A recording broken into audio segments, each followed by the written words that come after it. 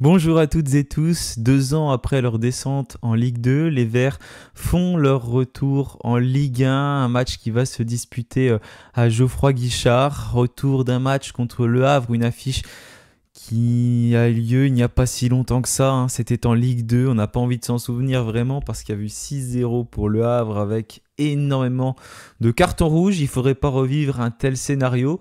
Il y a un point commun entre ces deux matchs, c'est tout simplement que le COP Nord et le COP Sud sont fermés. Bon, il y a 2 ans, c'était pire que ça parce que tout le stade était à huis clos. Là, cette fois-ci, retour des deux COP dans quelques semaines. D'abord le COP Nord pour le prochain match à Geoffroy-Guichard, puis le COP Sud, encore celui d'après. Donc le stade Geoffroy-Guichard ne sera pas plein avant début octobre. Mais bon, c'est pas pour ça qu'il ne va pas falloir prendre 2 points, bien évidemment. Il y aura du monde pour encourager les joueurs en tribune latérale. Vous serez certainement nombreux à suivre le match, même si ce n'est pas facile avec ce qui se passe avec DAZN en ce moment et les prix excessifs. En tout cas, une affiche que l'on attend face à cette équipe de Didier Digard qui a perdu 4-1 contre le Paris Saint-Germain en match d'ouverture, qui a perdu en fin de match parce que les 3 buts sont intervenus dans les 10 dernières minutes. On va bien évidemment faire cet avant-match. Avant de commencer, n'oubliez pas de vous abonner, de liker la vidéo pour soutenir la chaîne. Un grand merci parce qu'on vient d'atteindre la barre des 4000 abonnés. Superbe récompense, merci à vous tous. Ça fait vraiment plaisir, toujours un réel bonheur de pouvoir échanger, parler de l'AS Saint-Etienne avec vous. Si vous avez des suggestions pour améliorer la chaîne, n'hésitez pas à les mettre en commentaire. Allez, je lance le générique et on se retrouve juste après pour parler de cette rencontre.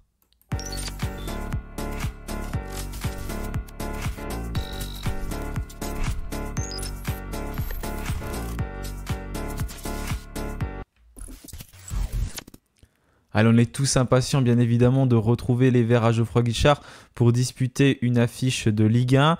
Un adversaire, Le Havre, qui semble un petit peu plus à la portée des Verts que ne l'était l'AS Monaco. Même si les Verts n'ont pas du tout démérité, il va falloir continuer à produire de belles choses, à jouer comme ils l'ont fait contre Monaco tout simplement, mais cette fois-ci en allant chercher le plus de points possible. Ce serait bien de commencer par une victoire à la maison parce que y a des autres affiches qui vont être compliquées et qui arrivent ensuite. Je rappelle que l'on affronte Brest, Lille, puis Nice, donc forcément ce sont des matchs qui seront assez compliqués. Il va falloir prendre des points assez rapidement. 34 matchs cette saison en Ligue 1, ça change d'avant où il y en avait 38. Donc Dalloglio s'est présenté en conférence de presse. J'ai pas pu la réécouter parce qu'elle n'est pas sortie, mais en tout cas, il y a les propos qui ont été tenus sur le site de Saint-Etienne et après, il y a plein de sites qui ont repris ce qu'a dit Dalloglio, notamment l'équipe. Denis Sapia, Aymen Mouefek et Léo Petro ont repris en séance. Denis sera certainement dans le groupe. Les deux autres ne sont pas tout à fait prêts. Pierre Cornu, qui a fait sa première séance ce matin, ne sera pas dans le groupe non plus. Voilà, c'est une question qu'on pouvait se poser. Est-ce que la nouvelle recrue, parce qu'on a évoqué 2 recrues d'ailleurs cette semaine avec Brice Montbleu qui arrive en tant que deuxième gardien, Dalloglio a précisé qu'il y avait un gardien numéro 1, un gardien numéro 2, un gardien numéro 3.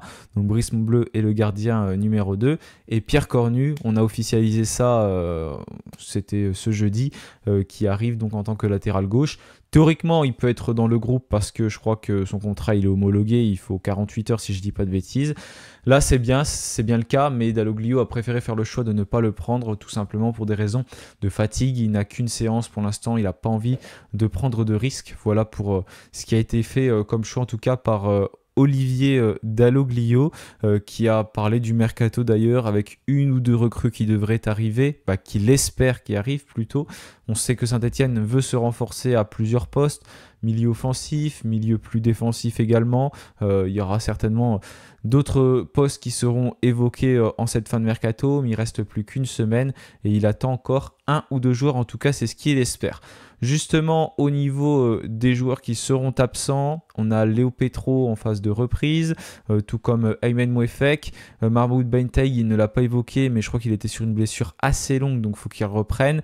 On a Miladinovic également qui devrait jouer avec la réserve, comme j'ai pu le dire sur France Bleu, en compagnie peut-être d'autres joueurs. Ça pourra peut-être être le cas de Petro, de Mouefek, je ne sais pas trop comment ça va être géré, mais Je crois qu'il y a des joueurs qui vont jouer en tout cas avec cette équipe réserve. Un peu d'incertitude sur Wadji parce que même s'il indiquait qu'il pouvait prétendre une place, il a dit aussi qu'il ne fallait pas trop se précipiter avec Ibrahima Wadji. Donc ce sera à surveiller de savoir s'il est dans le groupe ou non. Et puis Pierre Cornu qui ne sera donc pas présent. Plusieurs retours avec Denis Sapia qui sera peut-être titulaire en tant que latéral droit. Je ne l'ai pas mis, on reparlera de ma composition après parce que j'avais l'impression qu'il était un peu juste dans les propos qu'il évoquait, Dalloglio. On a Masson qui était suspendu et qui devrait faire son retour. Anthony Briançon qui peut prétendre à une place dans le groupe, tout comme Wadji, voilà c'est ce qu'il a dit, mais plus d'incertitude sur Wadji. Pareil sur Briançon, je ne sais pas trop parce qu'on parlait potentiellement d'un départ il n'y a encore pas si longtemps que ça. Parce qu'il y avait pas mal de concurrence en défense. Donc en fin de mercato comme ça, c'est toujours difficile et ça emmène des tendances à certains départs, quand on voit certains joueurs qui ne sont pas là. Parce que Monconduit et Bouchouari sont bien évoqués sur la liste des départs, en tout cas des potentiels départs. Dalloglio l'a confirmé en conférence de presse. Donc j'imagine aussi que ces joueurs-là ne seront pas dans le groupe. On peut convoquer 20 joueurs dans les groupes de Ligue 1. Voilà en tout cas du côté de Saint-Etienne. Pour le groupe de Didier Digard, il devrait y avoir aussi pas mal d'absences avec Andy Logbo qui est en phase de reprise. Il s'est fait le ligament croisé la saison passée. On a Yoni Gomis qui serait touché au genou d'après ce que j'avais pu lire. Il pourrait être potentiellement de retour, mais c'est plus sûr qu'il soit absent d'après ce que j'ai pu écouter en conférence de presse. Lui qui a joué l'Euro U19 notamment avec Aymen Aiki et puis Matissa Mougou. On a Oussama Targaline qui est de retour des JO mais qui serait trop juste pour débuter, tout comme Haruna Sangante et Issa Soumaré, donc fatigue musculaire et touche au niveau de la cheville pour le dernier. C'est trois joueurs qui peuvent prétendre jouer quelques minutes mais pas forcément dans le 11 de départ. Et Christopher Operi, c'est un peu l'incertitude de leur côté, touché au niveau de la cuisse, le latéral gauche du Havre, qui donc ne sait pour l'instant pas s'il sera dans le groupe pour le Havre. Donc on voit pas mal d'absents potentiels dans cette équipe, ça se voit à peu près avec Saint-Etienne. Didier Digard qui avait parlé du mercato, il espérait aussi potentiellement voir des arrivées, mais il se contenterait du groupe qu'il a. On sait que le Havre est dans une situation financière compliquée et qu'il faut faire très attention pour eux, donc il y aura certainement des départs qui vont arriver durant ce mois d'août aussi, donc ce sera à surveiller dans leur groupe. Pour revenir sur l'état de forme de cette équipe havraise, donc je vous laisserai lire tranquillement les départs et les arrivées parce que malgré tout ça a quand même pas mal bougé, même si c'est une équipe qui n'a pas pu acheter de joueurs parce qu'ils sont dans une situation financière délicate. Ils ont joué donc contre le Paris Saint-Germain avec un dispositif en 4-3-3, Christopher Operi était bien là. Là, c'est un petit peu moins sûr pour eux. Vous voyez leur état de forme du moment, ce n'est pas fameux. Ils n'ont pas réussi à gagner leurs derniers matchs amicaux. Ils ont fait un peu ce qu'ils pouvaient. Contre le PSG, je trouve que le résultat reflète pas forcément... si on s'est arrêté à la 80e, il y aurait eu un partout. Ils ont craqué, lâché à la fin. Paris qui a touché quand même 2 fois la barre et qui a bien évidemment dominé la rencontre. Mais c'est toujours très difficile de pouvoir se prononcer contre une équipe comme le PSG. Le Havre qui est promu de la saison passée, pas de cette saison. Parce que comme j'ai évoqué, on les avait déjà affrontés il y a 2 ans, notamment à Geoffroy Guichard. Voilà pour cette équipe qui va avoir pour ambition bien évidemment d'aller chercher un nouveau maintien. C'est plus le championnat de l'AS Saint-Etienne qui va aussi vouloir bien sûr se maintenir avant potentiellement d'avoir d'autres ambitions, mais déjà chaque chose en son temps. Il faut se maintenir. D'ailleurs, ce match qui sera diffusé samedi à 21h sur DAZN, donc comme le match contre Monaco. Pas grand-chose forcément à évoquer sur ce qu'a fait l'équipe parce qu'en Ligue 1, il n'y a eu qu'un match. C'est toujours difficile de voir sur les matchs amicaux. Donc, on va voir comment cette équipe du Havre va jouer et va tenter de faire déjouer Saint-Etienne ou peut-être même de créer son jeu à Geoffroy Guichard pour aller chercher aussi un résultat qui serait très important pour eux. Concernant Saint-Etienne, donc je vous affiche la dernière composition. On a perdu contre l'AS Monaco 1-0. Il y avait eu un festival de buts tout de même avec 3 qui ont été refusés par l'arbitrage vidéo, plus le penalty de Monaco. Saint-Etienne qui a quand même montré de belles choses face à une équipe qui est taillée pour jouer la Ligue des Champions, ce qui n'est bien évidemment pas notre cas actuellement. Donc contre cette équipe non monégasque, on n'a pas du tout été ridicule, bien au contraire. Maintenant, j'étais content de cette défaite, entre guillemets, j'étais content, pas de perdre, mais je veux dire de ce que j'avais pu voir contre Monaco. Mais si on fait la même chose contre Le Havre et que ça fait une défaite, ce sera beaucoup plus frustrant parce que c'est important d'aller chercher des points contre un adversaire qui est un adversaire qui est censé être plutôt de notre niveau.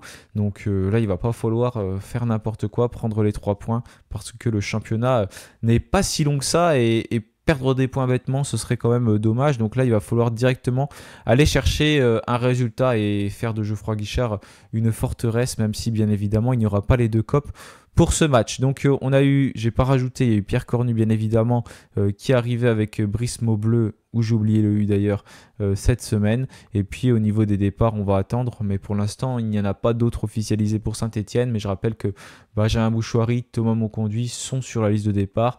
Potentiellement Tony Briançon, on va déjà voir s'il est convoqué dans le groupe ou non. Alors au niveau de ma composition pour cette rencontre, je mettrai Gauthier Larsonneur dans les buts. Ça c'est même une certitude s'il n'y a pas de souci. Masson devrait faire son retour sur le côté gauche. Abdelhamid Batoumensika en défense centrale. Il y a des questions qui se posent avec Michael Nadé. Mais étant donné que Abdelhamid était capitaine lors du dernier match, je vois mal Dalloglio enlever en plus Abdelhamid, parce que c'est un joueur d'expérience qui était capitaine et je vois pas quel message il lui enverrait. En tout cas, ce serait que négatif si jamais il ne serait pas titulaire, aux côtés d'un Dylan Batoumensika qui a largement cette place dans cette défense et qui est le titulaire indiscutable numéro 1 pour moi. Owuzu pourrait rester à droite si Denis Sapia n'est pas apte à 100%. Il avait plutôt bien fait le travail contre Monaco. Au milieu de terrain, je mettrai Louis Mouton avec Matissa Mougou et Ben Holt. Ça fait un milieu de terrain très jeune, avec Mouton qui doit être le plus ancien alors qu'il a 22 ans. J'étais un peu déçu par la prestation de Florent Tardieu, au contraire d'un Mougou et Holt que j'ai beaucoup aimé. Thomas Monconduit est sur le départ, à moins que Lamine Fomba soit à la place de Mouton, mais Mouton a été pas mal utilisé durant la préparation estivale, donc je le verrai bien titulaire. Et puis en défense, en attaque, je ne changerai pas grand chose avec David Tachvili, Mathieu Cafaro et Ibrahim Sissoko. Je vois pas trop Olivier Dalloglio faire des changements sur ce secteur-là, même s'il y a eu du bon, du moins bon bien évidemment, mais contre Monaco c'est toujours difficile de tirer des conclusions ou d'avoir des enseignements en tout cas sur l'attaque. N'hésitez pas à me donner votre composition probable en commentaire. Nous on se retrouvera pour le débrief de la rencontre ce samedi soir. En attendant, je vous souhaite une très bonne semaine, une très bonne fin de semaine, un excellent week-end et puis bien évidemment, allez les Verts, salut à tous.